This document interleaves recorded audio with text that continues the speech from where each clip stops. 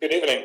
Due to the COVID-19 emergency, tonight's Committee of Adjustment hearing is being held by video conference and live streaming video on the town's live stream webpage at oakville.ca. This is a hearing to consider applications for minor variance and consents held under the authority of the Planning Act. Please keep in mind the intent of this process is to review the application that is before the committee, listen to the evidence, and then make a decision. This process is not intended to be used to resolve any concerns or disputes that may exist between the town, individuals, or organizations. If a request for a deferral is made and the committee grants such a deferral, the applicant or authorized agent must contact the Secretary-Treasurer to schedule a new hearing date. In order to conduct an effective and efficient electronic hearing, we have adopted the following process. If you are watching the live stream of this hearing on oakville.ca, and if you wish to speak to an item on the agenda, you can call 905-815-6095. Again, that number is 905-815-6095. Phone number is also posted on your screen below the live stream at oakville.ca. Staff will be standing by to take your call. When you call in, staff will ask your name, item, number you wish to address, and your telephone number. Further instructions will be provided for you to call back to join the video conference. When the chair of the committee polls for interested parties, the Secretary-Treasurer will unmute you when it's your time to speak. The applicant or agent will be given the opportunity to briefly explain to the committee the basis of the application and answer any questions that may arise. Maximum of 5 minutes will be provided for the presentation. You will need to state your full name and address for the record. Any submissions beyond 5 minutes will be at the discretion of the committee. All delegations must also state their full name and address for the record. A maximum of 5 minutes will be provided to make your presentation. All remarks and questions are to be directed to the chair. Any submissions beyond the 5 minutes will be at the discretion of the committee. The applicant or agent will then be provided with a further 5 minutes to respond to the comments made by any interested parties and answer any questions from the committee members. If the applicant or agent has any concerns found in the staff report, particularly with any proposed conditions, this is your opportunity to advise us. The matter will then be taken into committee for a decision. This will mark the end of all discussion. Any person desiring a notice of decision for an application must provide a written request, preferably through email, to the Secretary-Treasurer. Please note that you must make a written request in order to be included on the list that is used by the Ontario Land Tribunal for the giving of any subsequent notice of any appeal. Written notice of the committee's decision will be mailed no later than 10 days for minor variance and 15 days for consent to the applicant and or agent and any other person who filed a written request for such notice. If you do not agree with the committee's decision, you may appeal this to the Ontario Land Tribunal. The last date to appeal the decision to the Ontario Land Tribunal will be noted on the decision. If no appeal is received within the prescribed time, the decision of the committee becomes final and binding. Secretary-Treasurer will then notify the applicant and anyone who received a copy of the decision through written correspondence. People participating in this hearing are to be courteous to and respectful of the members of the committee, town staff, and the other people participating in the electronic hearing. Tonight's electronic hearing is being video recorded and available for future viewing at oakville.ca. Thank you.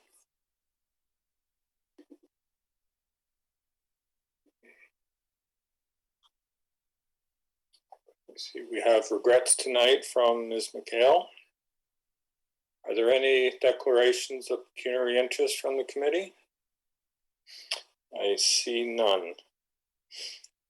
We'll now deal with any requests for deferrals. I understand there's a number that have been requested, Madam Secretary-Treasurer. We do have 3 requests. Just a second, I'm going to promote them.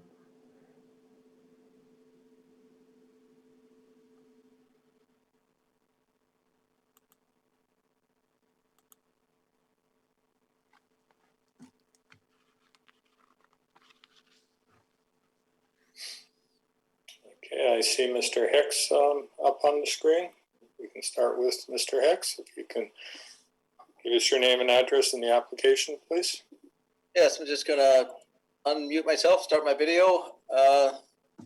Chairman, members of the committee, application number A11821, 2021 for got a different name on here. So for the Batistas, which is at 18 West Street, we're going to request a deferral. The zoning department changed their interpretation on one of our requests, which was for the projection of the garage, even though they approved that request first time. But and then they've added a new item, which was the driveway, which we were not aware of. So we need a deferral for that. But more importantly, for the committee's perspective, we're going to delete the third floor. It's obvious that the residents object to it, planning objects to it. 5 of the variances are attached to one simple staircase leading to a deck on the upper floor. So we're going to reject that, and hopefully that will clear up any concerns with the neighbors. So I'd like that deferral, and we're actually have already amended the drawing, so we're prepared to come right back to the committee with a new set of drawings for recirculation. So. Okay, thank you, Mr. Hicks. It's not letting me invite by telephone. Did you press, Ms. Murray, you had a question? Yes, through you, Mr. Chair, to our applicant. I'm going to assume that you'll go back to the neighbors with the changes. Hurry. Yes, we will. I will comment on that. We always invite all of the neighbors to call us and meet with us. 2 of them met with the actual immediate owner of the property that were immediately on the side, but none of the others actually accepted our request to meet. But we will go through our same process, and we will invite them again to discuss this application with us. So I have some difficulty when none of them are prepared to talk until they submit a letter of objection the day before the hearing. So, but we will make our attempt, as we always do, members of the committee. So it's not just me. Deferral, if granted, will give yourself and the residents surrounding you the opportunity to get in touch and hopefully come to a meeting of minds before we see you back. Yes, and planning department too. I think planning will be satisfied with the revisions that we're making. So nothing, send by email. He can't do email. Any members, all those in favor of the request for deferral? Send by Okay, email. your application has been deferred. thank you, Mr. Chair and members. Have a good evening.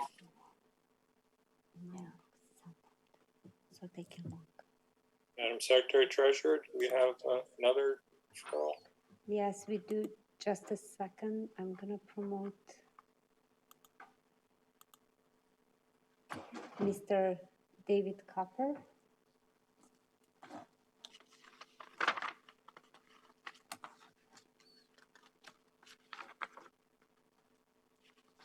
There he is. Good evening, Mr. Capper.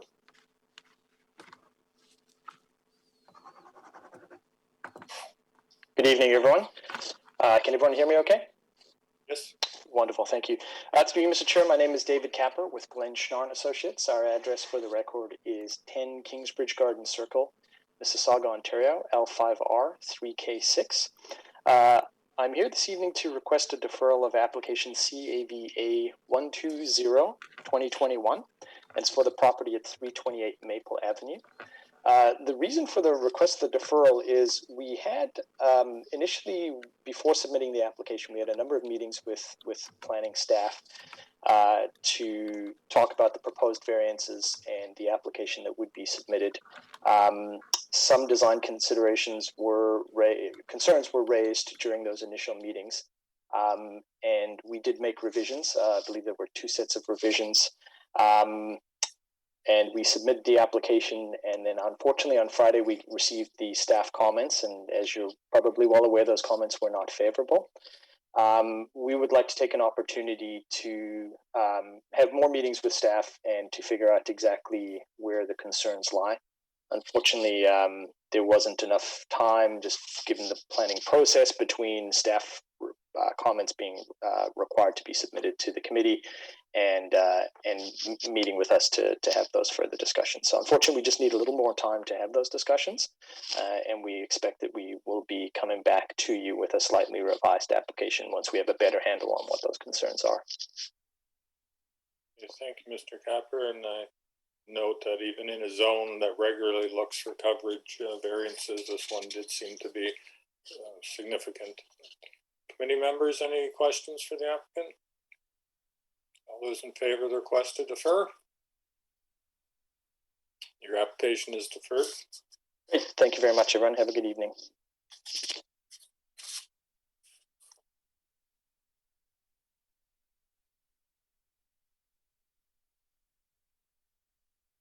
Madam Secretary Treasurer, are there any further requests? Mr. John Wilmot. Good evening, Mr. Wilmot. Good evening. I think I'm up now. Thank you, Mr. Chair and members of the committee. I'm here on behalf of my client for 177 Dorney Road, and the application is CAVA/117/2021 and I'm respectfully requesting a deferral for the application, similar to the past two deferrals. We received comments after speaking with town staff and seeing something a little different than what we expected.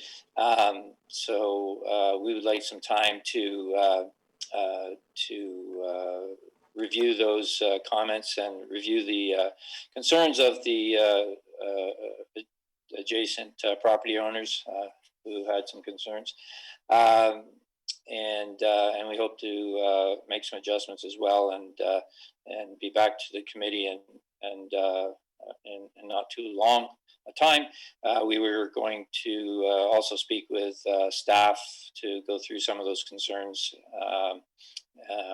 Seems to be a bit of a trend this week. So anyway, hopefully you'll support a deferral. Thank you. Any questions for the applicant from the committee? All those in favor to defer? That's unanimous. Your application is deferred. Thank you. Madam Secretary Treasurer, are there any further requests for deferral? Mr. Terry Martino is now promoted. Thank you. So what we'll do is we'll go through all the deferrals that the Secretary Treasurer has lined up, and I'll turn it to the committee to see if they have any comments on any further deferrals. Mr. Martino, good evening, sir.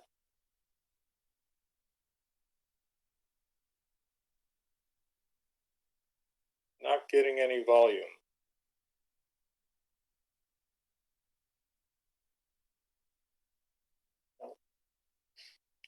Still no volume.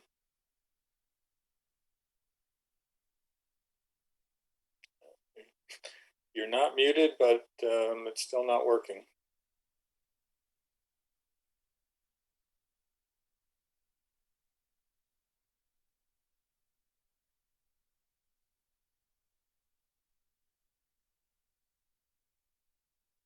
Madam Secretary, would this be at our end or Mr. Martino's end? I believe Mr. Martino, because I'm asking him to unmute.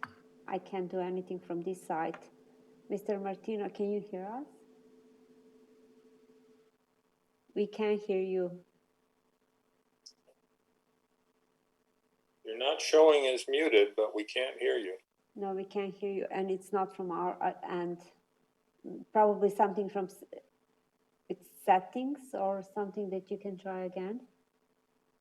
Perhaps if you could exit and reconnect, and we'll make sure we don't move on too far without you. Okay. Yep, yes. Yeah, you can. Oh, he's already exiting.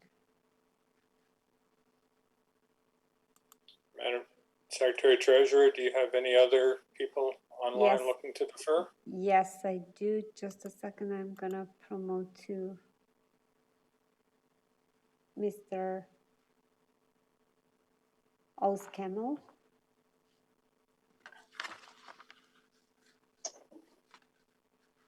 Mr. Kemmel, good evening, sir. Good evening, members of committee. Can you hear me okay? Yes, we can. Okay, thank you.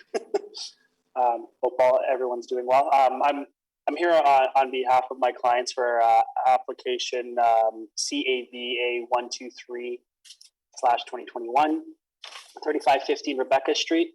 This is for those of you in Oakville, this is the site at the corner of Rebecca and Burl Oak. You see the metal framing up from about 10 years ago. We're actually trying to get something developed at this site. It's been a bit of a process.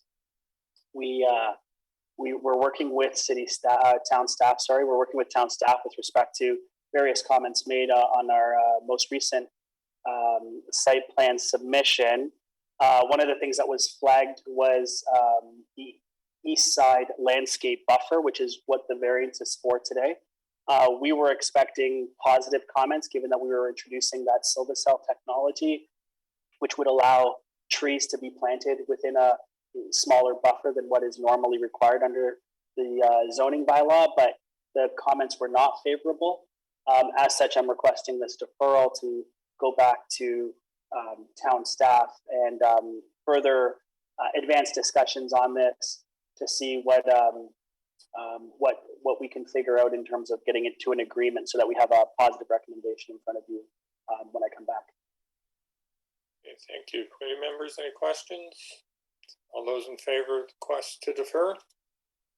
That is unanimous. Your application is requested. You'll see the Secretary Treasurer at the appropriate time. Thank you. Have a good night. Thank you. See, we have Mr. Martino back. Hopefully we can hear him now. Can you hear me now, Mr. Chair? Perfect. Thank you very much for your patience. Good evening, Mr. Chair, members of the committee. My name is Terry Martino with Gren Weiss Architects and Associates, and we are the agents for the owners at 15 Lambert Common. CAV application A119/2021. In light of planning's comments, which just came out, I guess, on Friday, we would like to have further discussions with planning and our client, and we expect to bring back a revised application for committee's consideration at the nearest and next date possible. Appreciate that. Thank you. Thank you. Any questions for the applicant? All those in favor of the request to defer? Your application has been deferred. Thank you very much. Thank you, Mr. Martino. Madam Secretary Treasurer, any further ones? We're getting through the agenda quickly. I don't see any other requests for deferral, but would you, Madam Judy Moore, she wants to speak something? I believe Ms. Murray's going to request a deferral as well. Yes, addressing you, Mr. Chair. Of note is 1182 Lynbrook Road. Upon inspection on Sunday, there was improperly posted signs. I did notify our Secretary Treasurer, so I'm going to request a deferral. Thank you. Motion to defer. It's a request to defer on the basis of inadequate notice because the sign is posted back on the house as opposed to up near the street as required. Yes, Mr. Chair, that's correct. Okay. Madam Secretary Treasurer, we should give the applicant an opportunity if they are on the call at this point. Application is for which, is it Lynbrook? Sorry. Sorry, application CAVA 121. Oh, 121.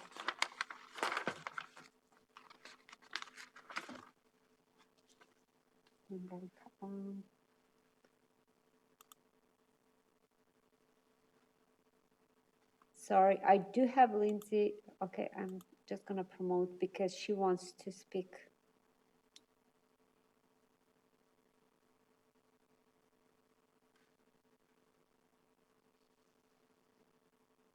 Okay, I see we have Lindsay. the applicant on. If get your name and address for the record, and we'll let you speak to the request for deferral. Member Murray noticed, as did I, on site visits that despite the clear instructions that the sign be posted where it can be read from the street without trespassing on the property, the sign for your application was posted a significant distance from the street on the actual dwelling. Hi, committee. Joel Tanner here with the Office of Simple Design Studio. I am the owner and part of the application this evening. I do want to note that there is currently nobody residing in the buildings at the current time, and we posted the sign as close as we could on our property. The only time there were vehicles parked in the parking lot were last night during our attendance on site visiting the neighbors. Other than that, in our opinion, we were in general conformity, and we did provide our necessary photography to the Committee of Adjustment ahead of time.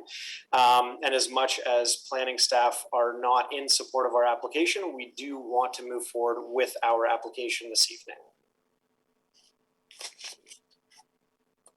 Thank you for your comments. I would reiterate, and Ms. Murray will also wants to speak, but the notice requirements are that the sign be posted where it can be clearly read from the street, similar to a location of a real estate sign.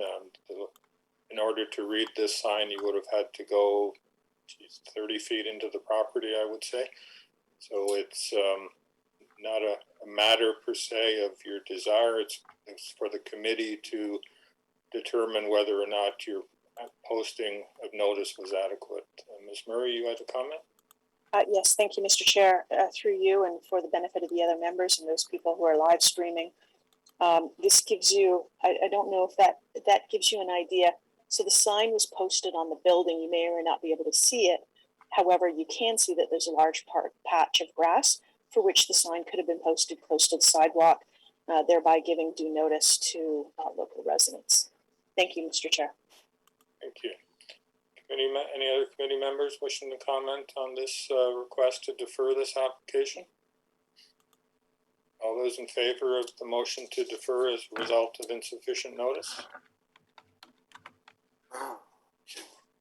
So your application is deferred, and so you'll have to see the Secretary Treasurer to get on another agenda. I would encourage you to read the notice sign posting provisions carefully, but also, given there's opposition from the neighborhood and planning staff, I would encourage you to reach out to your neighbors and planning staff prior to coming back to see if you can alleviate those concerns.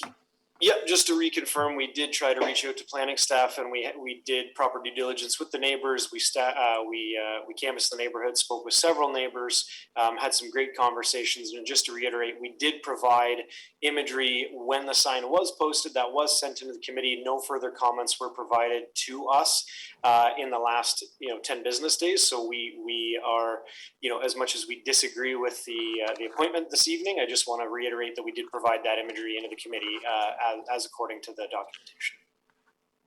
Okay.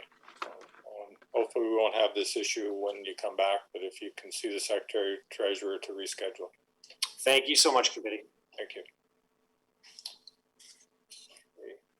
Are there any further requests for deferral? We don't have any requests further. I'm just going to promote Mr.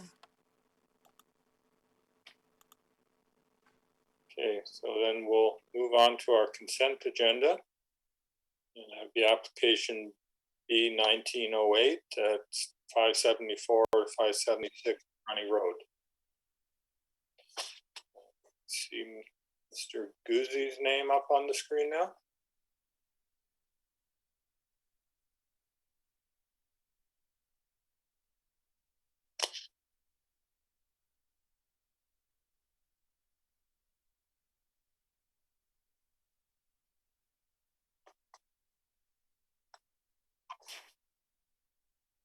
Hello, good evening. Good evening. You can hear me, so that's great. Okay. I cannot seem to put my camera on, so start video. Let's see here. There we go. Okay, great. Great. Thank you, Mr. Chair, members of the committee. Thank you for having me tonight. My name is Joe Guzzi. I'm a planner at Dillon Consulting. I'm here tonight on behalf of Suncor Energy for the consent application here at 574, 576 Bronte Road. Sorry, Mr. Guzzi, can we get your address, please? Sure. My office address is 235 Yorkland Boulevard, Suite 800, Toronto, M2J 4Y8.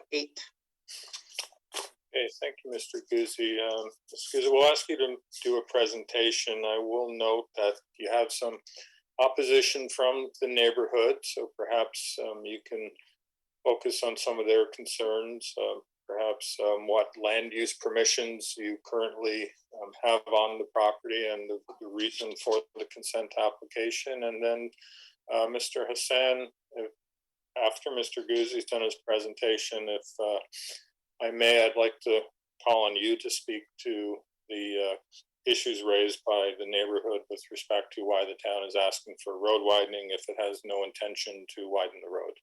And we'll try to deal with that proactively. Okay, thank you, Mr. Guzzi. Please go ahead.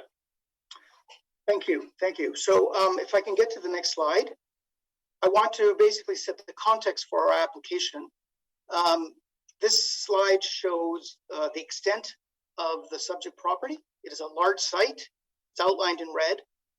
The site extends from Rebecca Street to the south, all the way north to the CN rail line, and it also fronts onto Bronte Road. The site is about 157 hectares. Next slide. The proposed severed lands are shown in a blue dotted line, you can see, and labeled. Bronte Creek, which traverses the site, naturally separates the proposed lot, which fronts onto Bronte Road, with the remaining lands, which front onto Rebecca Street. The retained lot and the proposed lot each function separately, have always functioned separately, and each have their own access. Next slide, please. So this photo shows a view looking north from Rebecca Street. The existing entrance will remain and continue to serve this portion of the site. This is the retained lot. Next slide. This photo is a view looking west from Bronte Road at Spears Road. And this is the existing entrance of the proposed severed lot. You will mostly see the parking area of the former use on this portion of the site. Next slide. So this portion of the site was formerly used as an advanced driver training center, which included a skid pad. This portion of the site, again, historically was used separately from the remainder of the Suncor Energy lands. Next slide, please. So this shows the property survey. The retained lot is shown in crosshatch and is labeled Part 3. And the proposed lot shown in perpendicular lines and is shown as Part 1. You will see that the extent of the Bronte Creek, which is shown in blue, which shows that the proposed lot is naturally separated by the creek. And the next slide will give you a closer look at the proposed lot. So if we can get to the next slide. Great. So as you can see, the lands considered to be severed is outlined in red. It consists of Part 1, which is going to be the net lot, and as well as other parts which will be transferred to the town and the region as part of this application. And again, this is better shown on my next slide. Next slide, please. So this shows the Part 1, which is land to be severed. It's about 4.28 hectares. The lands outlined in green will be lands that are transferred to the town for conservation purposes. These lands consist of the area that's shaded in yellow and purple. The yellow represents the 50-meter buffer from the long-term stable top of bank, and the purple shaded lands are additional lands that are being transferred to the town. And that's, if you can get to the next slide, please. You can see that the town already owns the lands shown in orange. And the transfer of the lands, the yellow lands and the purple lands, together with the town's orange lands, will create a continuous strip of land which will be under the town's ownership and stewardship for conservation purposes. Part 2 will adequately protect the natural heritage features of the site, as well as ensure protection of wildlife along the Bronte Creek Valley corridor. The proposed severance line and the parts which are to be transferred to the town have been established by technical review and studies, and in consultation with the town of Oakville, the region of Halton, and Conservation Halton. Part 4, which is shown in blue, refers to lands which are to be dedicated to the region of Halton for right-of-way dedication.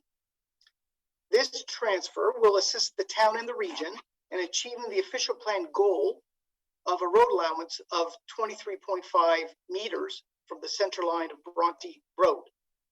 The road allowance width is currently deficient in this area, and this application is an appropriate mechanism for the region to acquire land to achieve its goal. I also want to confirm that acquiring the land doesn't necessarily translate to the widening of Bronte Road, but will provide the municipality with the width it requires for road improvements, which could also include sidewalks and landscaping. We understand that some concerns were raised by area residents over any road widening of Bronte Road further south into the residential area. And I just wanted to say that the portion of the roadway directly adjacent to this land, which is zoned for industrial purposes, is treated differently next to the lands that are zoned for residential purposes. In fact, the Bronte Road is classified as a major arterial road from Spears Road northward, but south of Spears Road, it's classified as a minor arterial road, and therefore does not have the same right-of-way requirements.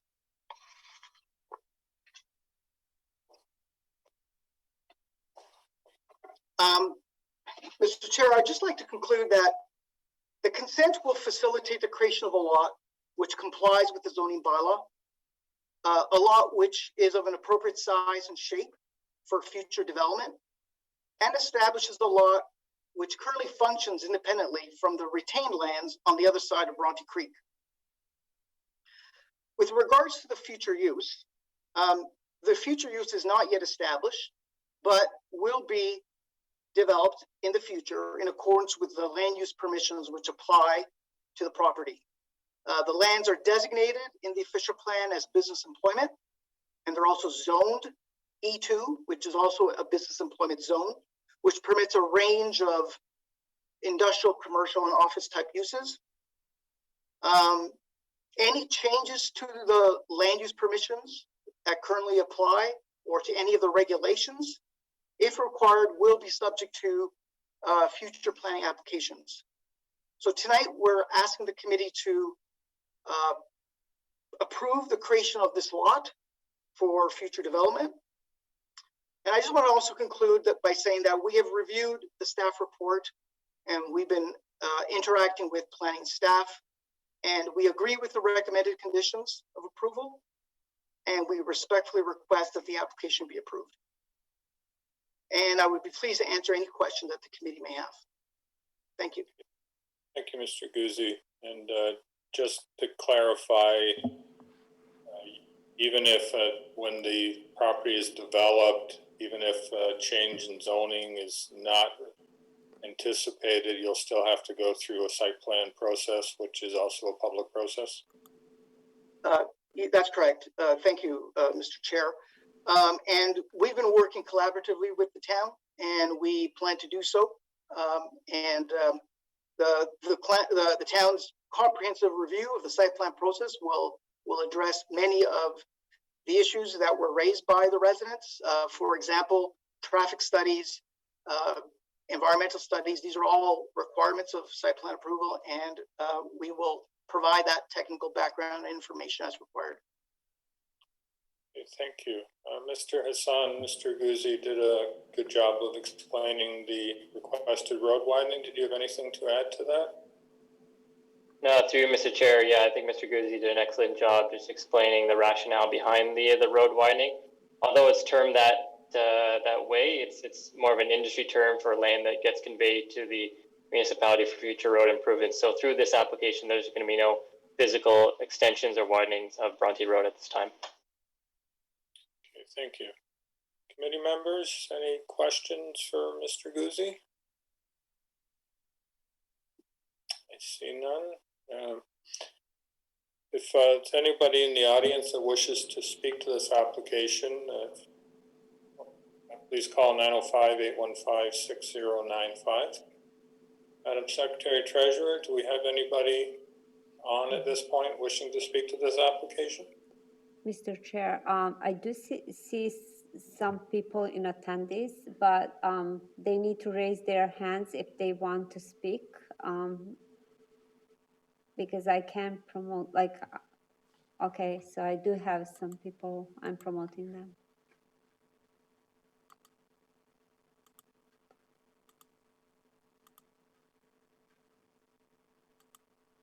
Yeah, I'm seeing Scott Lindbrook. Yes. Hello. Could we get your name and address, please? I'm the owner of the 1190 Lindbrook Road, Oakville, Ontario, L6J124. My name is Tianxi Yu, Tianxi, last name YU. I'm here to join the meetings with the communities to sharing my comments regarding the 1182 Lindbrook Road, the flip of the buildings reconstructions. Okay, so we've dealt with the Lindbrook application already. That application was deferred. It's not going to be heard tonight. The applicant hadn't posted their notice time correctly. So that application will be coming back at a future meeting, and Okay. you got notified for this one, you'll get notice when it's heard again. Okay, that's fine. Okay, I'll talk to you guys later then. Okay, thank you. Thank you. Bye.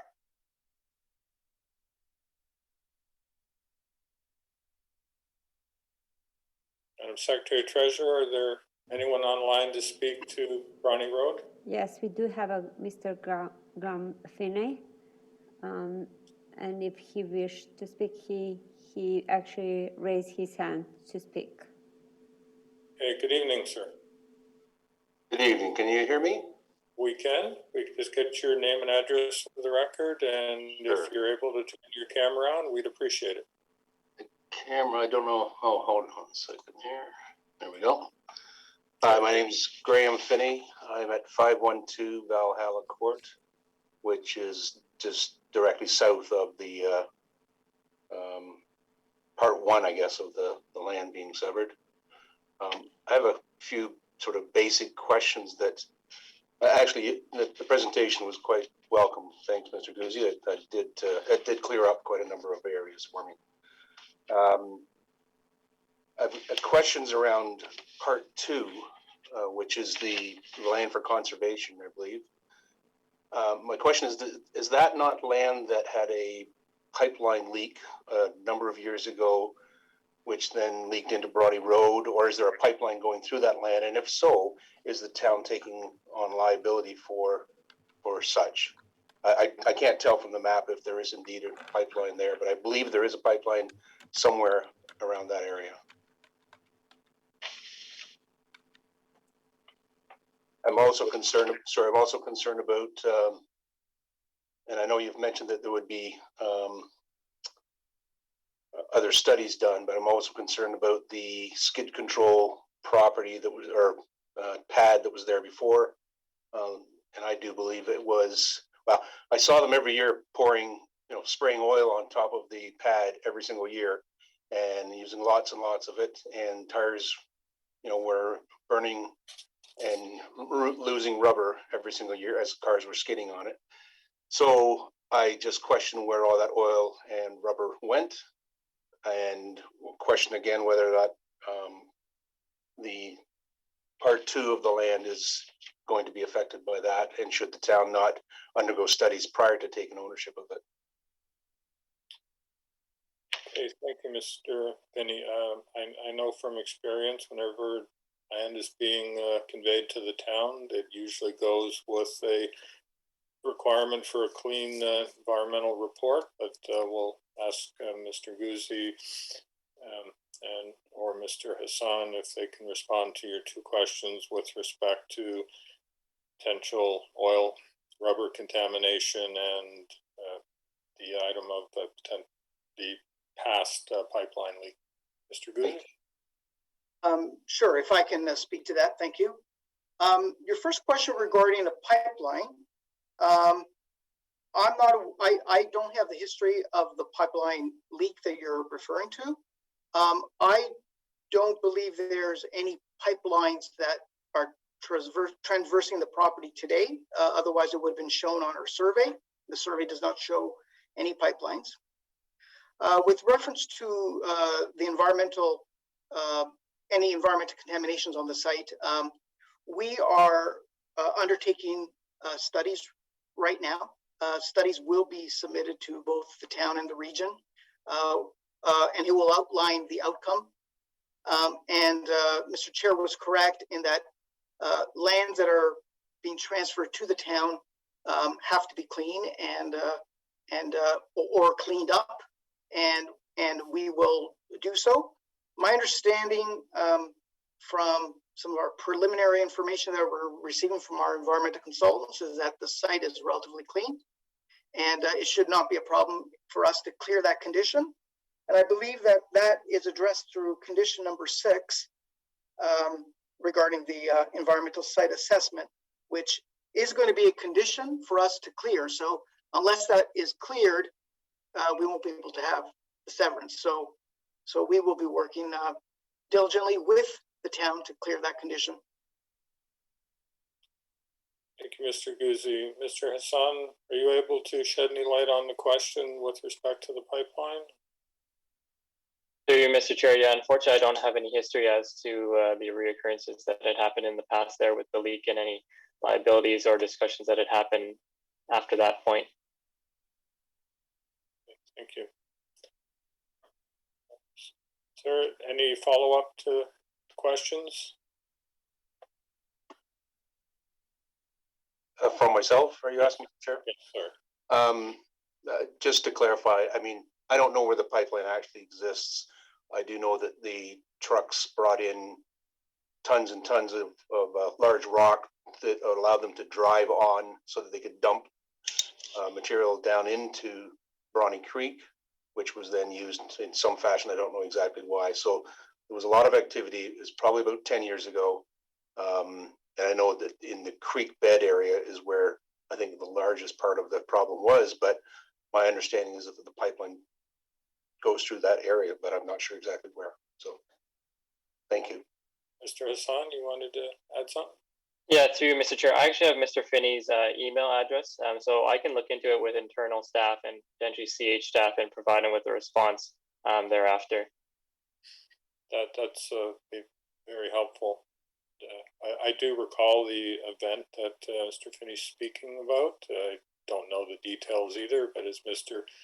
Guzzi said, if there was a pipeline on the property, it probably would have been shown in the work so far, and in order for the land to be conveyed, it's a condition that it be environmentally clean. So if there is any contamination there, it will be cleaned up.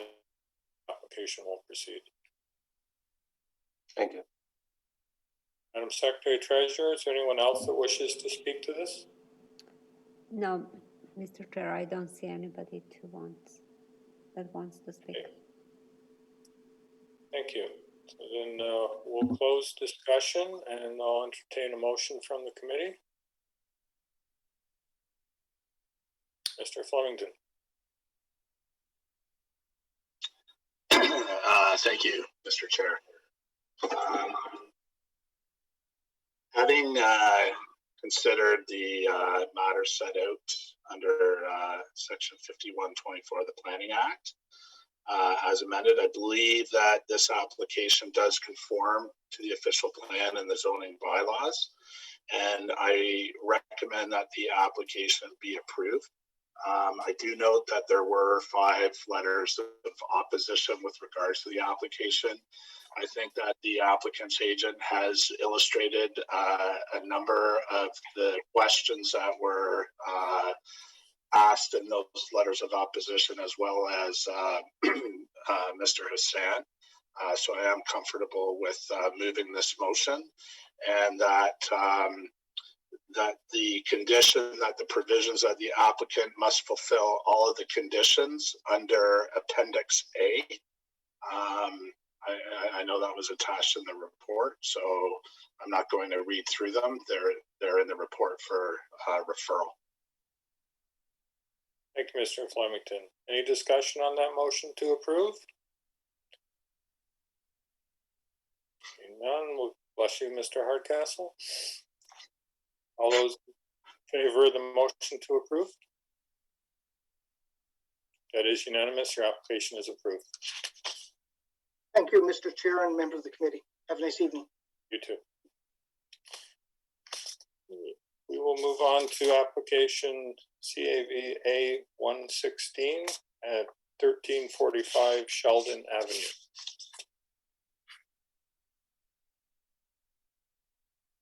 Mr. Heater here for that application.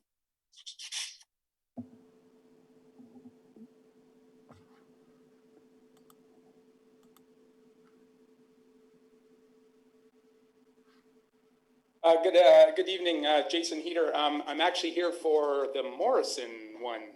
Sheldon is not mine. Okay. Oh, No, Mr. Okay, we've got Heater. 2 people up on the screen now. I don't want to remove Mr. Heater from the screen, but Mr. Ghassan Albain is there for that. Yes, hello everyone. Can you hear me? Good evening. Yes, we can. Good evening. Yes. Get your name and address for the record, and if you have the ability to turn your camera on, we can hear you. Thank you. Yeah. My name is Ghassan Aldebay. I am the owner of 1345 Sheldon Avenue.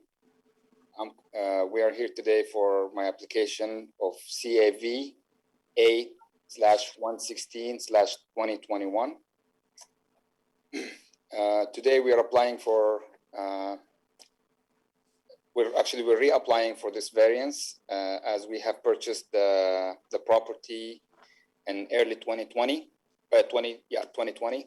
before the pandemic hits.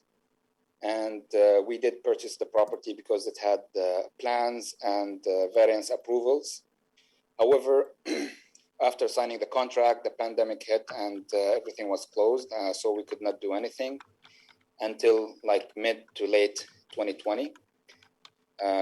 I believe in September, the variance has expired and the application for variance has expired, which is exactly the same one as we are applying for now. So we had to do some modifications in the design. However, we kept the exact variance.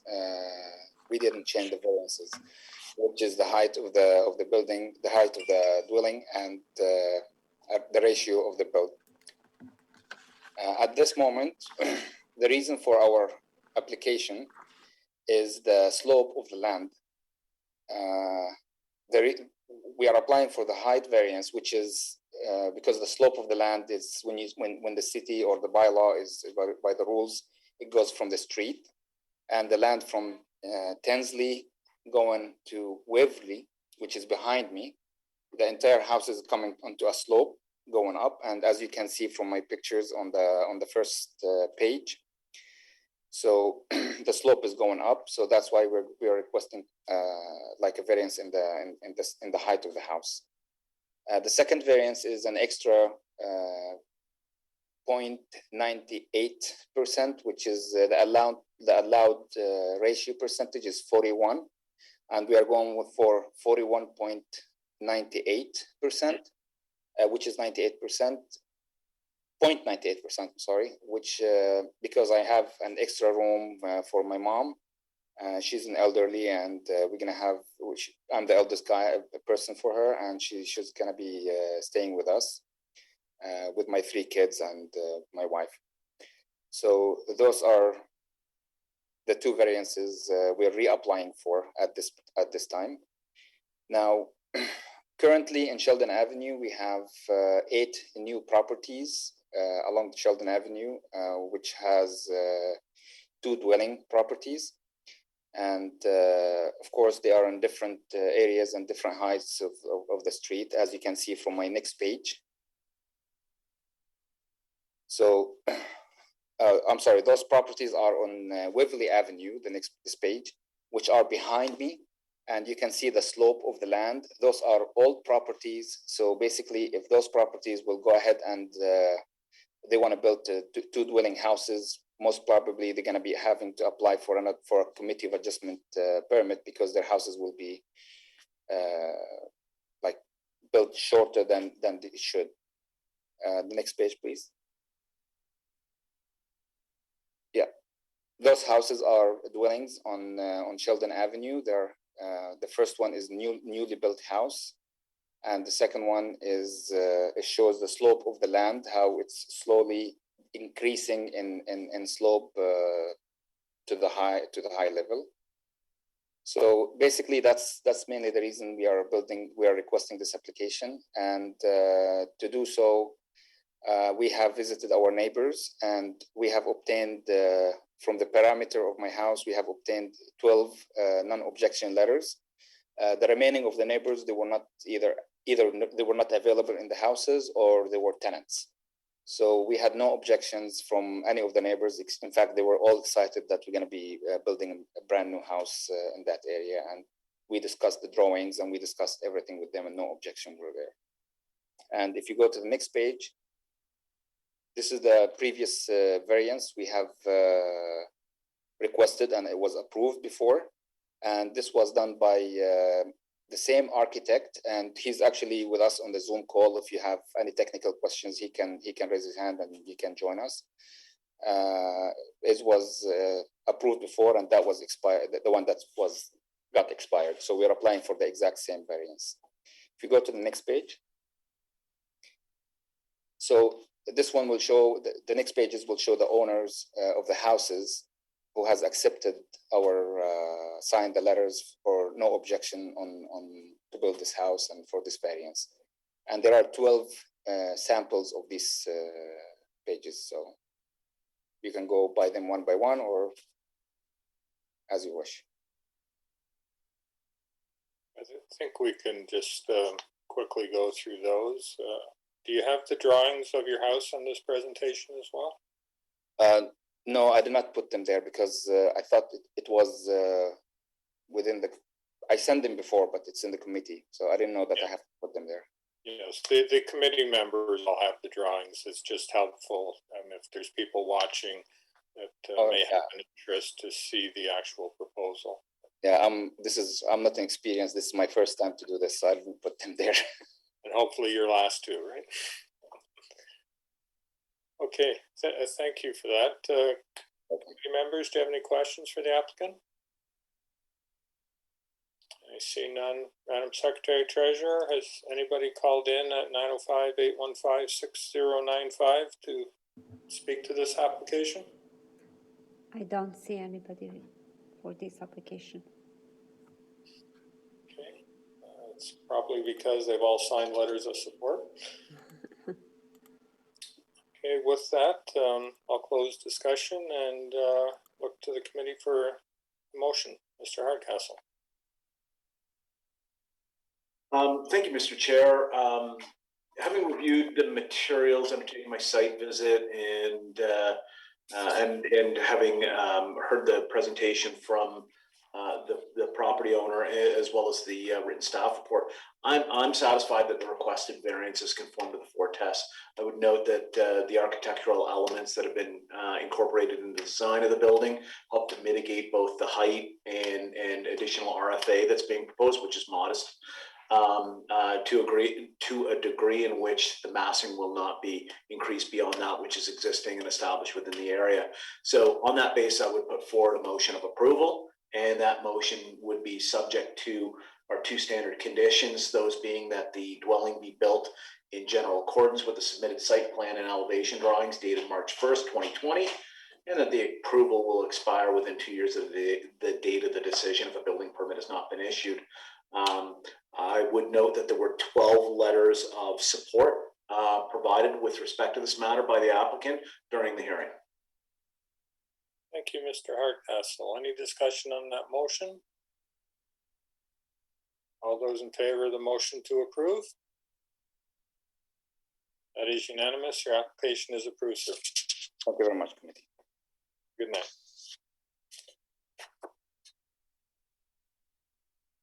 We will now move all the way to CAV A122 at 190 Tilford Road.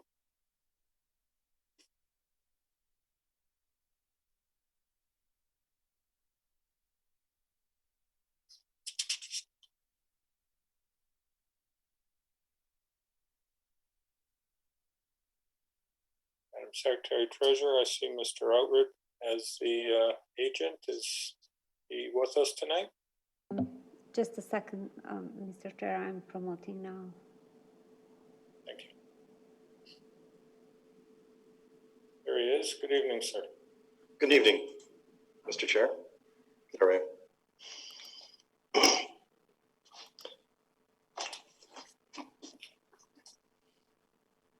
Yes, there we are. Yes, good evening. For the record, my name is Bill Outred. Address, work address 2140 Winston Park Drive, unit number 28, Oakville, Ontario. And we are the agents for the owners for this application, 190 Tilford. Thank you. I would note you've got positive comments from staff and some opposition from the community. So if you could take us through your presentation, please. Sure, I'd be happy to. Thank you. This is an application for variances related to an addition to an existing bungalow. Basically, the three variances, just briefly, are the total floor area of the garage. You'll see on the very, I guess it's the left bottom portion of the house on the screen, which is the south end of the house. There is an existing carport. They're proposing a one-story, two-car garage at the front of the carport, rebuilding the entire structure, carport structure in the garage. The total floor area of the garage will then be 72.3 square meters, whereas 56 square meters is required. In addition, there's two variances for the side yard requirements. 4.2 meters is obviously required in the zone category. We're looking at the northerly portion to be 2.68 meters, and the south portion closest to the property line where the new garage is being proposed of 1.21 meters. And I'll just note that and behind where the existing carport is, it does meet the bylaw requirement of 4.2. There is plenty of room, obviously, behind the house on the side yard. The reason for the variances is generally because of the pinch points of the existing angle of the house on the lot, with the angled property line, especially on the southerly portion. So once again, it's just the pinch points we're asking for on both the north and the south ends of the house. The third variance is for front yard setback. The existing house meets the requirement, the front yard setback requirement being 9.67 meters. There is a proposed porch, just a small portion of the addition that's requesting an 8.95 meter setback. So once again, that's for the front porch only. And as the committee knows, that's really just an aesthetic portion. I don't believe there's any problems pertaining to that request. Just in general, this is maybe put the front elevation on the screen. This is an existing bungalow that is being retrofitted with an addition through the rear portion, as well as a second floor on the northerly portion of the house. The second floor is relatively limited. I think it represents about approximately one third at least of the actual length of the house. Is it possible to put the front elevation on? Jasmina or Heather? Yes, there we are. Thank you. Front elevation, there we go. Yes, so you can see that the second floor is just on the very north portion of the house. Once again, the width of the house, including the existing carport, is exactly the same. The only differences are the addition of the garage in front of the carport on the sublease portion, and then of course the second floor area on the northerly portion of the home, and once again requiring those 2 side yard variances. This has gone through DESP already. It's been approved. All the trees on the property are being maintained, except for 3 trees in proximity to the north addition. All the trees in the rear, all the trees in the front are being maintained. Excuse me. The driveway in front of the carport and what's going to be in front of the garage generally is going to be the same size configuration. It's a bit of an odd configuration, but I believe the house has existed for somewhere in the range of 50 years or so. It's been used in that configuration, so no issues pertaining to that. Just as a note, the depth is only 11.72 meters for the house, whereas 20 meters is required. Coverage of 22%, 25% being required. The residential floor area, what's being proposed is 314 meters squared approximately. If one was to build the maximum RFA that's allowed, the 29% for the property, the maximum would be 414 meters squared, or approximately 4,500 square feet. So certainly the addition is relatively modest in comparison to what actually could be built on the property. I apologize, my voice is going. The height also maintains the requirement. It's 8.69 meters as opposed to the 9 meter requirement. Just in general, as he said, the proposal is, as he said, relatively modest to what could be built. Still accommodates a 70% front soft landscape area. There are a few other builds, new builds on the street, just a handful. I'm not sure of the exact areas, but I'd say the majority of the homes on the street are being maintained as existing bungalows. So I think that, a proposal in this manner, it's attractive. It's not imposing on the other residences. It's not, one large block new development home. It's just, renovations to the existing. I think it's certainly suitable for the property and for the area. I'd suggest that the zoning variances requested are minor in nature. It's in accordance with the official plan and certainly desirable, and is in character with the existing homes in the area. And I'd be happy to answer any questions the committee may have. Okay, thank you. If there's anybody that wishes to speak to this application, if you haven't done so, please call 905-815-6095. Committee members, any questions for the applicant? Mr. Hardcastle. Thank you, Mr. Chair, and through you to the applicant. Can you clarify? I'm looking to understand the functionality of the garage addition relative to the driveway as I'm seeing it on the site plan here. So it looks like a little bit of a tight turn in. Are you looking at maintaining that driveway? Am I reading this accurately? That you're looking to maintain the driveway with that cut angle close in by the southerlymost entrance to the garage? Yes, through you, Mr. Chair.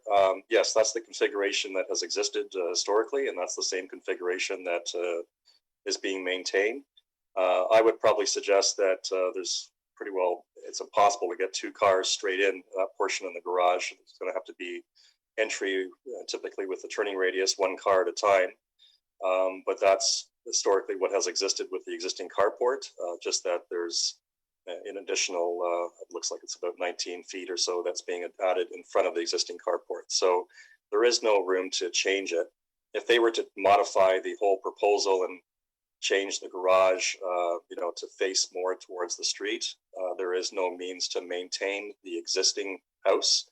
There would have to be a really large modification to the design. So the owners are satisfied with this configuration to meet their needs. And just as a follow-up question, that is a singular garage door, so there will be no impediments within that new construction that would affect the ability of those vehicles to be able to sort of come in through the center of the garage area? No, through you, Mr. Chair, that is it's a double garage door.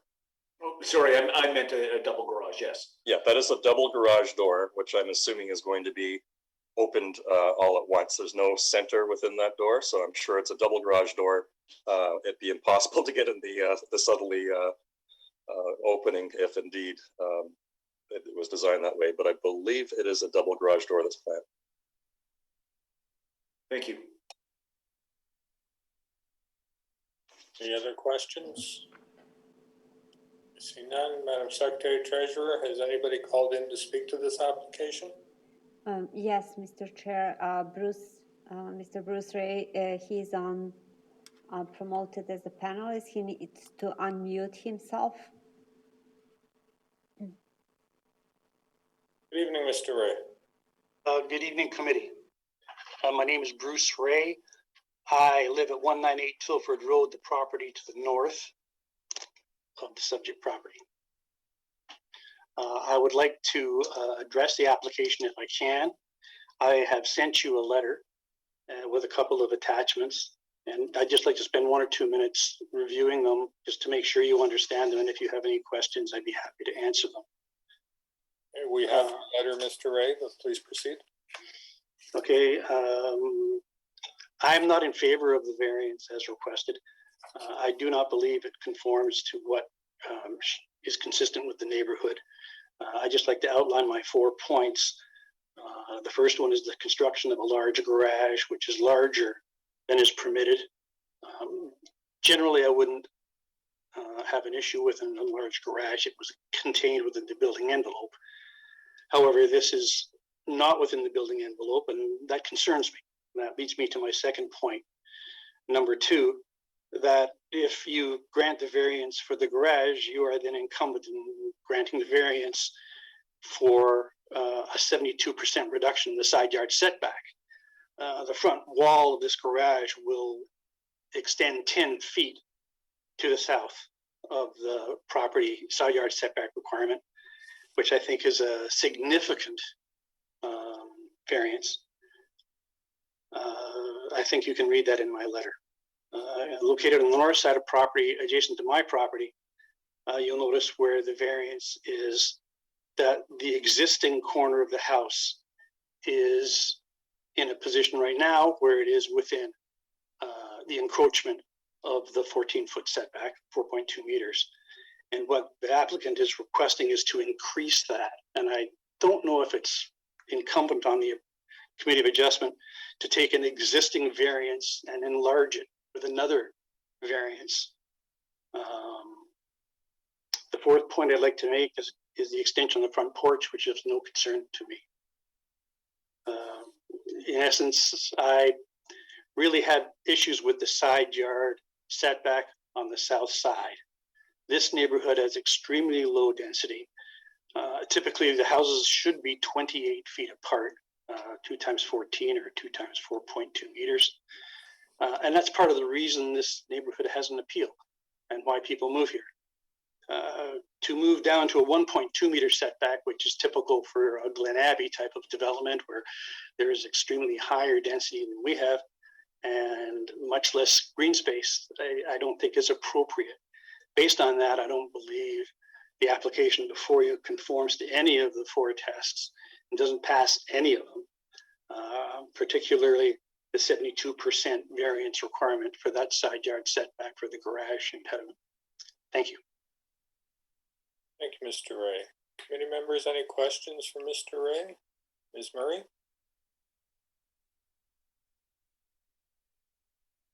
Sorry, Mr. Chair, I do have one for town staff.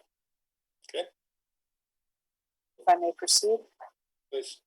Thank you. So, Mr. Ray, through you, Mr. Chair, to town staff, Mr. Ray indicates that the bigger garage, larger than permitted,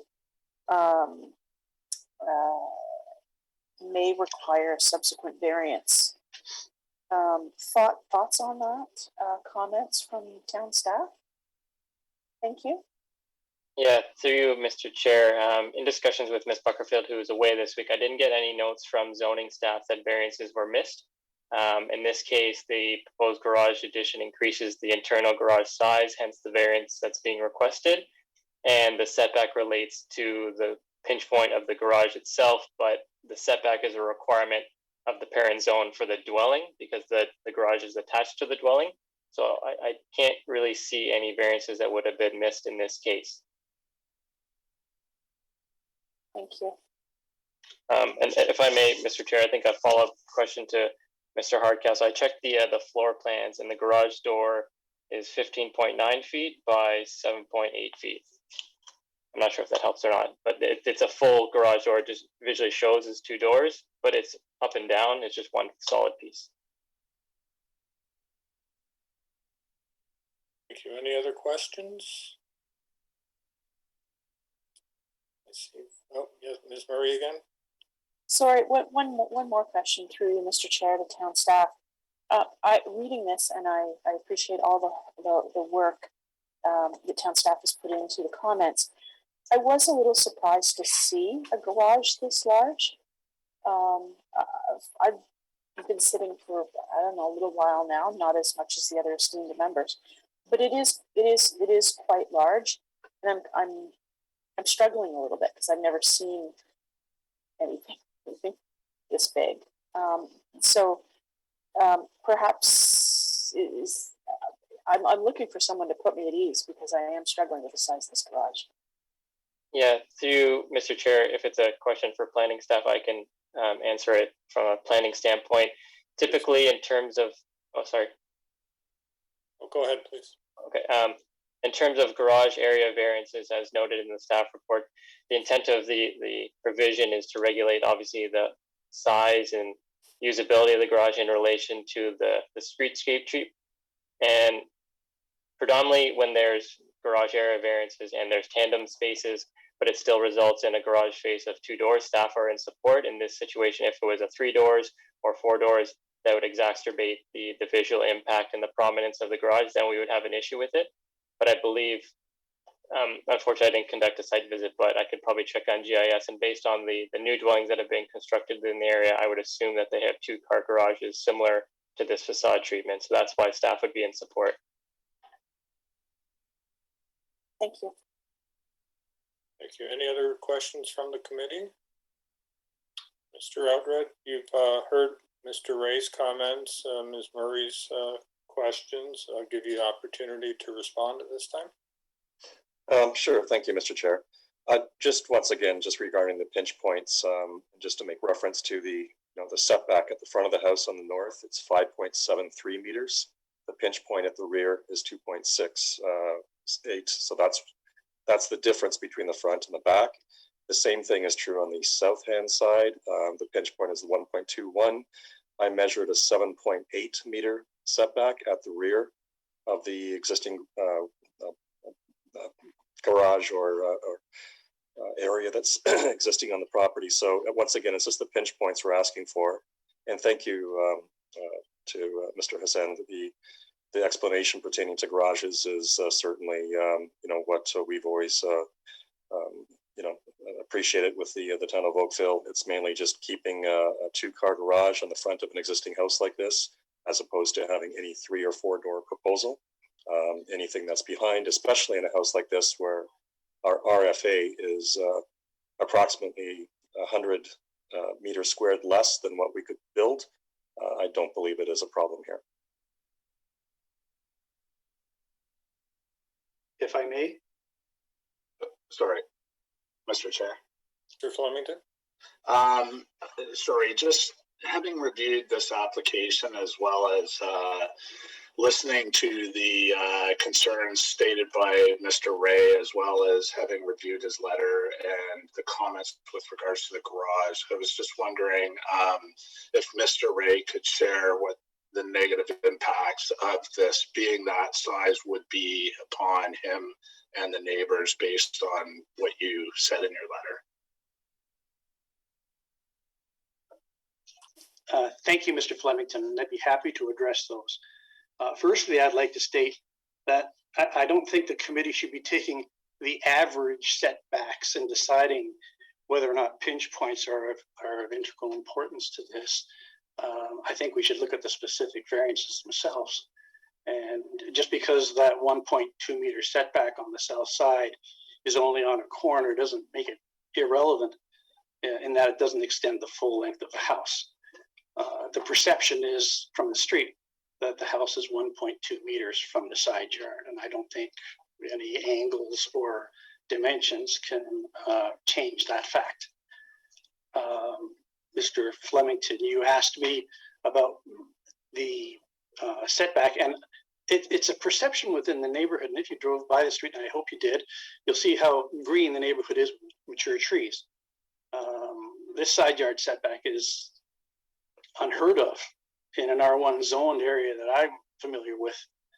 A minor variance on a 14-foot side yard setback might be 1 or 2 feet and still leave 10. Well, in this case, the request has been to take 10 and leave 4. What makes me concerned is the property to the south. The same thing happens in 4 years, and they come in and say they want to build a house and they want to have it 4 feet from the side yard setback. These two, not monster houses, they are not. These two properties will be 8 feet apart, which is totally inconsistent with the intent of the zoning and the intent of the official plan, and not minor in its essence. Does that help? Thank you. Any other questions from committee? Mr. Chair, can I just address Mr. Ray one further time? Yes, go ahead. Yeah, thank you. I appreciate that. Just, keep in mind, I'd just like to make 3 last points here. This is, trying to accommodate an addition within an existing home. The majority of the home maintains a 1-story presence as opposed to a new home that would be built. As the committee knows, typically any new home is going to be built with a 9 meter height. Furthermore, as he said, we have a situation where there is a very generous front yard, very mature trees on the property, not only in front but behind. We are asking, I hate to say it again, but the pinch point on the garage, is a little more than typical. But once again, this is a 1-story house that's being proposed on the southerly side. So it's not as if you're imposing a 9 meter height on that corner of the property. On the north side, we've got, as he said, a reduction just at that rear pinch point. Just as a note, Mr. Ray's house, I believe, is 3.52 meters. So his existing house as it stands right now doesn't meet the bylaw requirements, yet is legal non-conforming. I think in this neighborhood, just looking at the plan earlier today, I think there's a number of homes that don't necessarily meet the setbacks that are in conformity with the bylaw as it stands today. So, the committee's used to situations where there is legal non-conforming situations, and I certainly think that this and what we're asking for is minor. If we were asking for a 2nd story over the entire house, certainly I think the committee would have some concerns, and so would planning on it. It is a 1-story portion where the garage is. There has been a carport immediately behind where that garage is being proposed. I don't believe the imposition or the change in green space along the sides of the homes are going to be adversely affected. Okay, thank you. With that, I'm going to close discussion and look to the committee for a motion.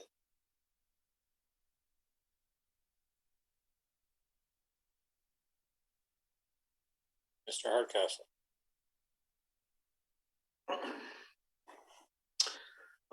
Thank you, Mr. Chair.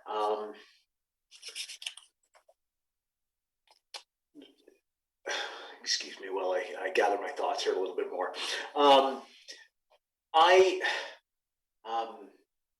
find some of the comments made by Mr. Oughtred, particularly around the retention of the existing dwelling and the extent of addition and 2-story component, particularly compelling in my thoughts around the appropriateness of these variances. I believe that those modest additions and renovations to the building to be compelling in the acceptance of pinch point minor variance, particularly on this south property line. I feel that the impact that would be felt upon the adjacent properties to be relatively minor in terms of the functioning of that side yard, and with respect to matters of conveyance of storm flows or access for fire purposes and that kind of thing. And I think that the other piece that was touched on early in the conversation and the commentary was about the irregular orientation of this existing dwelling and the irregular shape of the lot, contributing to these to the side yard setback pinch points. On that basis, and in accepting the comments from staff, I will put forward a motion of approval of these variances, finding that they do conform to the 4 tests of the Act. The approval should be subject to 2 standard conditions, those being that the dwelling be built in general accordance with the submitted site plan dated April 29th, 2021, and the elevations dated 2021-02-19, and that the approval expires within 2 years of the date of the decision if a permit has not been issued. Thank you. Thank you, Mr. Hardcastle. Any discussion on that motion? I see none. All those in favor of the motion to approve?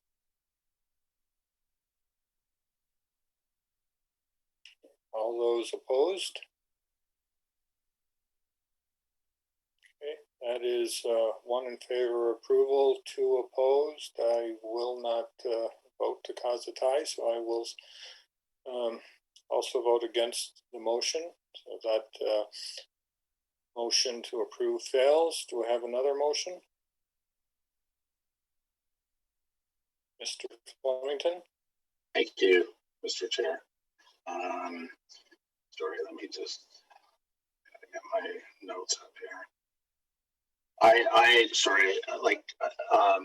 And I was going to comment on Mr. Hardcastle's motion. I just find that I'm not in favor of this application as applied for.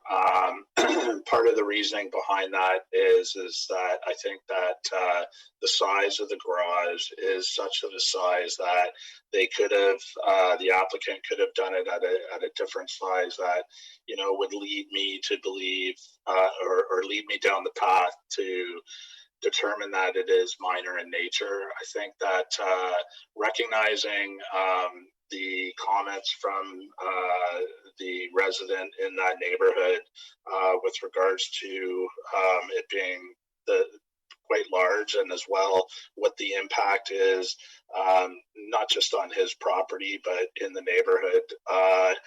I'm not in favor of that motion, and I can't, you know, I guess I need to move a motion to deny the application. So I'd like to do that based on the fact that with regards to the tests, I don't find it being minor in nature and keeping with development in the neighborhood. So I'd like to put that motion on the table. Okay, thank you, Mr. Flemington. So the motion is to deny the application. All those in favor? All those opposed? That motion carries. Sir, your application has been denied. Okay, thank you for your time. Okay, thank you.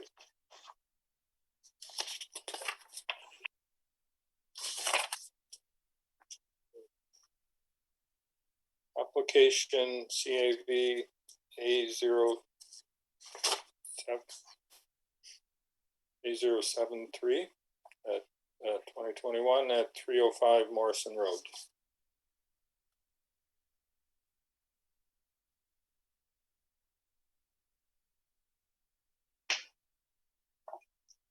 Looks like we're bringing Mr. Heater back for this one.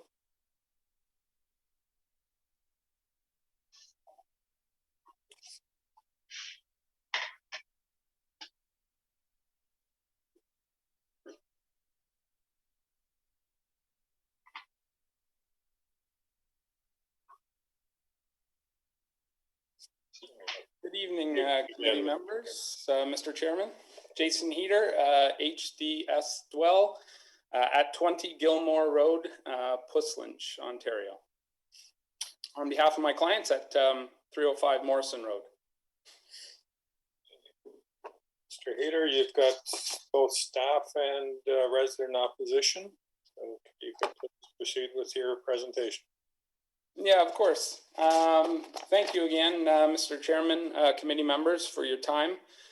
This is an application that was deferred back in May. We're bringing it back forward here with some pretty significant reductions and revisions. We have since connected with a neighbor and planning staff to discuss the proposal. There was a neighborhood liaison that we put forth drawing packages, and we've had some discussions just to see if there were any additional concerns that came about and if we could alter the dwelling to help improve the current situation. We've made several reductions to the dwelling and in fact completely removed the request for additional GFA. The resulting revisions have allowed us to reduce the dwelling width and shift the building further away from the large stand of trees along Lawrence. This appeared to be a real sticking point with both planning and the local residents. If we can just go to the next slide. This is, sorry, next one after that. That's the list of variances. This is one of the a larger premium corner lot in the area. It's entitled to some slightly larger development rights per the zoning bylaw. However, we're only here really seeking variances related to the garage. There's a bit of a technical variance with respect to the dwelling depth and the covered porch. And then the front yard setback is a new variance that was brought forward to help improve a condition through those discussions with the neighbor for a further buffer in the rear yard of the home. It should be noted that we don't feel that the variances in question relate to the scale and massing on this property. Substantial setbacks are provided on both interior and flankage lot lines. We have in fact improved the rear yard setback to the neighbor on Lawrence at 1236. The existing house is 9.14 meters away from the property. We will be 12.6 to the proposed porch. And the side yard setback to the neighbor at 297 Morrison has also been in fact doubled from 3.46 current to 7 meters as proposed. I would like to note that a consulting arborist, Urban Forest Innovations, has been hired to provide a report detailing measures to be undertaken during construction for any works within the root zone, as is required and as is submitted for DESP approvals to deal with grading and trees. The dwelling has been located outside of the TPZ zone for all of the trees along Lawrence. And it's our feeling with proper arboricultural care during construction, it appears there's no reason those trees cannot remain in their current position as intended. Again, this will be reviewed through the DESP process, and it's the client's intention to maintain all sort of existing vegetation along the perimeter property limits. Just with respect to the variance in question, the driveway width, which is the first one, the previous application put forth 12.93 meters. That's been reduced to 10.29 meters. This is a side load garage with its entrance rotated 90 degrees to the street to help conceal this additional driveway width. The garage configuration reduces impacts to the streetscape and creates a larger interior side yard setback buffer to the neighboring dwelling. Planning staff noted that there may be possible concern with tree 19 on the neighboring lands. Again, we would like to note that the current house sits much closer to that tree than what the new proposal will. The the driveway configuration that we're proposing very closely mimics the neighboring driveway at 297 Morrison, as that driveway carries down the side property line to access a separated detached rear garage. So we're essentially just mimicking that same condition that exists on the neighbor next door. It's we've had consultation again with our arborist, and there's a product called Permavoid Sub-Base, which can be used in the vicinity of tree 19 to help with any root compaction and any drainage or weight distribution issues. So it was the feeling that, or it was their opinion that there should be no reason that tree 19 can't survive with that driveway constructed in a properly engineered manner. There again is substantial vegetation that is left to remain along that property line to act as a buffer, and the clients again will be undertaking a very substantial landscape project for this property, and will undertake to add many additional trees on many of the property lines adjacent to neighboring dwellings. The garage area, again, the garage was scaled back from a 4-car garage to a 3-car. The variance was reduced from 84 square meters to 66, which is more in keeping with a standard 3-car. A bit of additional storage space, and then there's an architectural element created through a bump out on the front elevation. That also added a little bit of additional area, but we feel it was required to make the front elevation of the home work properly.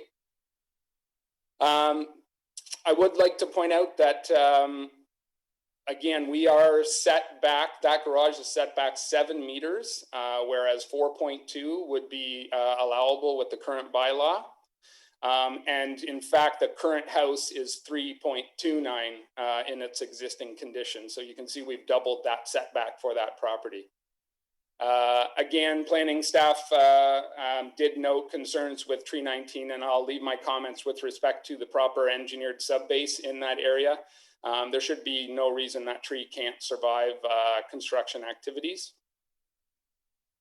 Variance number 3 is the dwelling depth. This variance, next slide, relates really to the front covered single-story porch and the rear covered porch. This variance is supported by planning staff. The actual dwelling is only 17.98 meters and would meet the 20 meter setback requirement. Lastly would be the addition of the front yard setback. And again, through consultation with the neighbors, there was a request to see if we could to increase the rear yard buffer to the neighbor on Lawrence.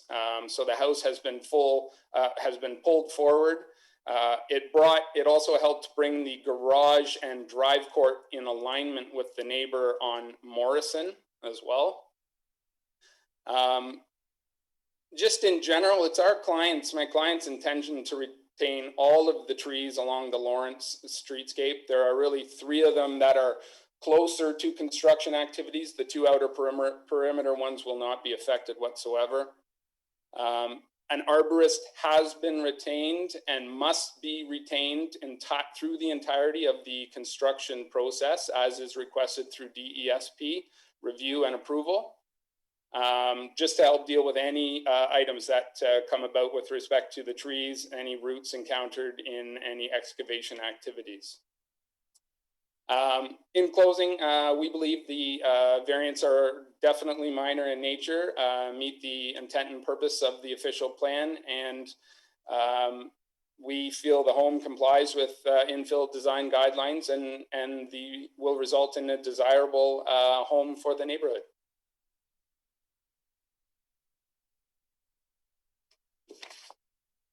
Thank you. There's anybody wishes to speak to this application, if you can please call 905-815-6095. Community members, do you have any questions for the applicant?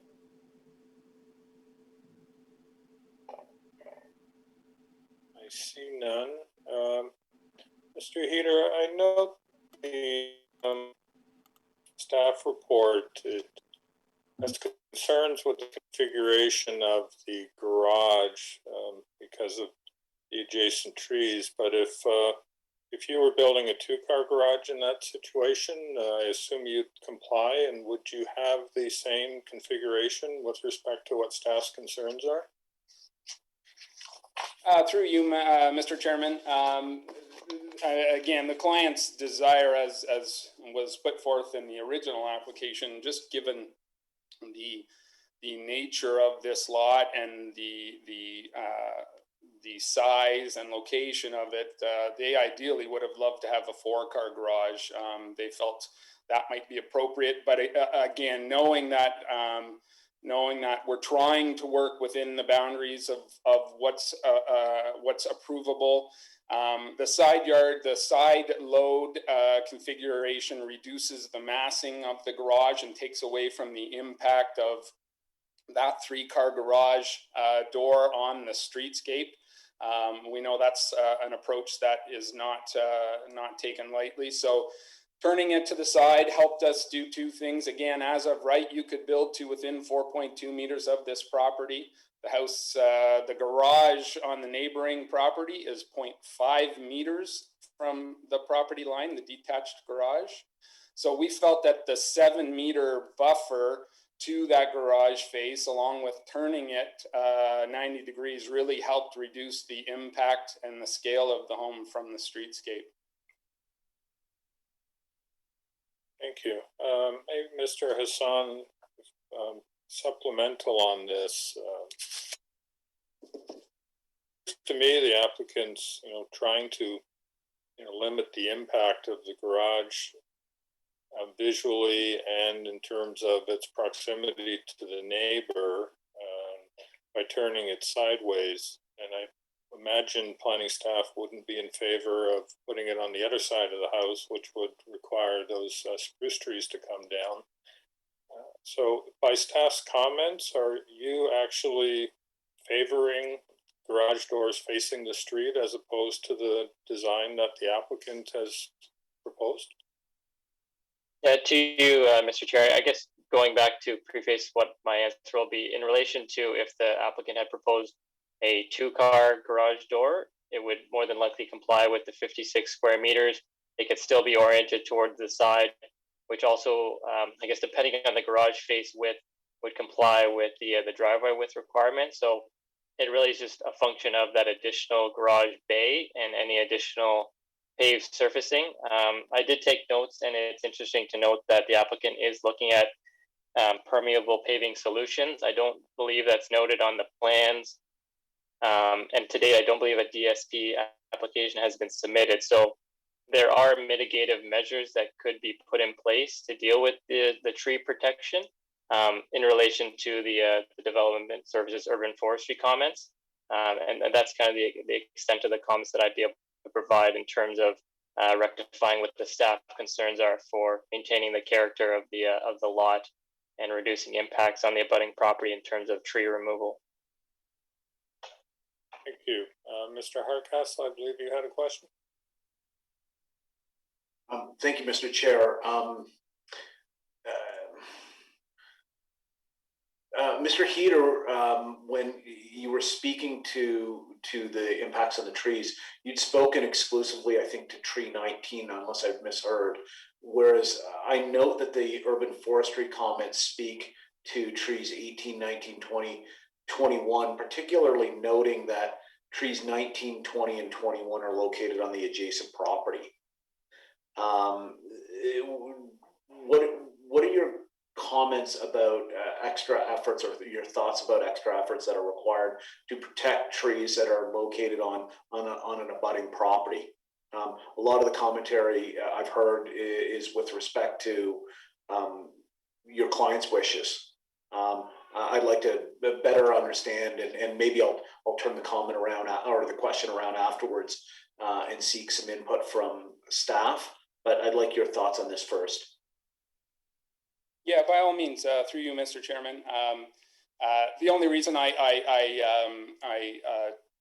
used tree 19, it's the largest of that group. It's the one that has would have the largest root zone. thus would be impacted most by the driveway material. So again, I've had substantial discussions with Philip, the arborist on the property. We have used these this sub-base, permavoid sub-base, along with other solutions in the past to help mitigate any impacts on any of those trees, 18 through 21, along that adjacent property line. And again, it's the feeling that we can help dissipate any of that sort of root compaction through the use of this material. And again, it doesn't have to be necessarily used for the entire driveway. It can be very it could be used for the portion in front of the house itself to help mitigate any issues with any of the neighboring trees.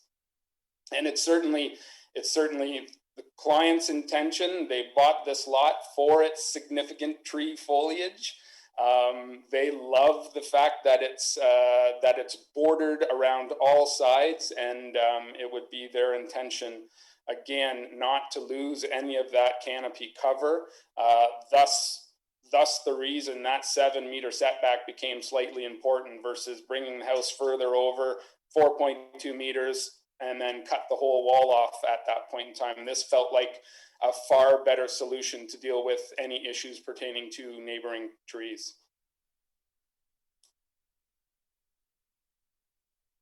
Thank you, Mr. Heater. Mr. Hassan, any additional thoughts or comments to offer forward with respect to our obligations in considering the variances relative to their impact on the adjacent property and those trees? Yeah, through you, Mr. Chair, certainly in terms of impacts, the tree preservation, just based on the purely size and scale of the trees themselves, are character features which are important to this area and this lot. Through the development engineering site plan approval process, boundary trees do need to be agreed upon to be removed by both the property owner and the abutting owner. If that can't come to a finalization, then site plan changes would need to be made. So for example, where tree 22 is shown, there's somewhat of like a hammerhead in front of the garage for the extension of the driveway. That may need to be straightened out to provide for a larger tree protection zone. And that change would need to be identified again on the site plan and approved through the DESP process in terms of a mitigative measure. So there still is that opportunity, and that's why the DESP is in place to take a look at tree protection, drainage and grading, and mitigative measures that aren't captured specifically in a variance. But in this case, they are interrelated, so that's why that extra level of review is there. Thank you. Yeah. And the only other thing I would offer is that further to my comments that it's good that the applicant has looked into permeable paved surfacing. The asphalt driveway in the rear with the existing culvert off of Lawrence Crescent appears to be remaining. I guess depending on which way the committee goes with this application, it would be certainly advisable that those areas be removed and landscaped, just to focus the main principal point of entry off of Morrison Road in relation to this new development. Thank you, Mr. Hassan. Mr. Heater has volunteered, I guess, the use of something that the development engineering site plan process can require in the drawings, so to ensure that that were to happen. Yeah, through Mr. Chair, if the committee is inclined to approve the application, I can craft wording to the effect that the approval would be based on further review of the development engineering site plan submission, and permeable paved surfacing isn't an irregularity in those reviews. It also helps for stormwater management when there's a regular drainage and grading pattern. So it is something that can be looked at by our development engineering staff. Or perhaps if the committee were inclined to approve the application, to make addition on development proceeding in general accordance to the satisfaction of the director of planning, that would provide the flexibility that you've been speaking about. Yes, and I would just add the director of development engineering as well as it relates to the DSP. Thank you. Any other questions, Ms. Murray? Yes, through you, Mr. Chair, to town staff. So if things couldn't be worked out, it's possible that they could return again to committee. Yeah, through you, Mr. Chair, that'd be correct. As I said, if things can't be resolved at the DSB stage, that condition wouldn't be cleared and new plans would be required to facilitate the proposed development. Oh, okay, and follow up, if I may, Mr. Chair. Follow up being currently we have plans that indicate an asphalt driveway.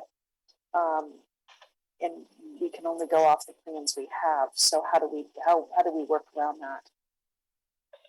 Through you, Mr. Chair, I believe it would be as the chair recommended. We wouldn't incorporate a date that's on the plans right now because they will be changed to deal with these driveway and asphalt related notes that are on the plan.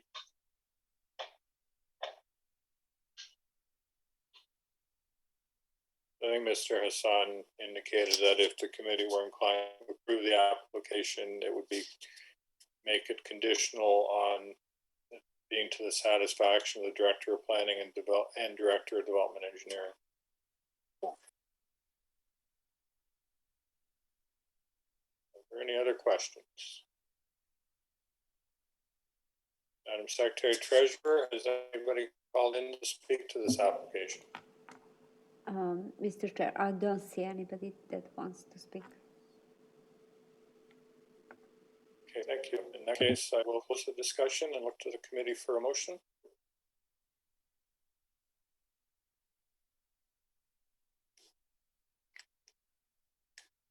Or I can volunteer someone.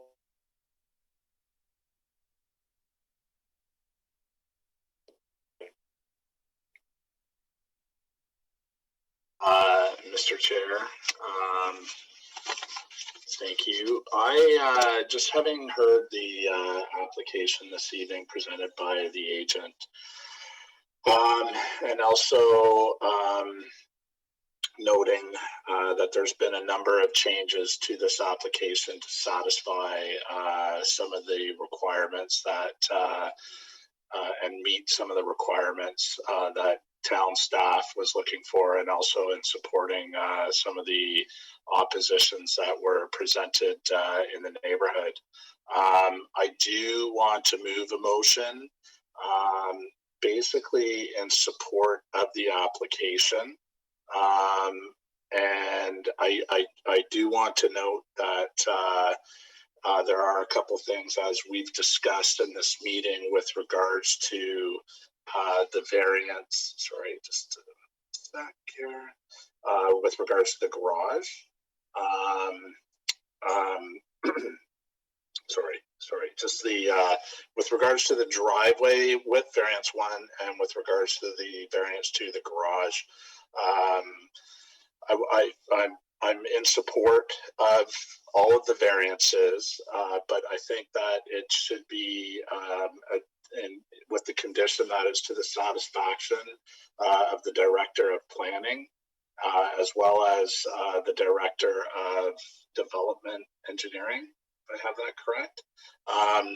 Finding that it does meet the tests of the Planning Act, that it is minor in nature, and that it also the conditions, following conditions be included. Sorry.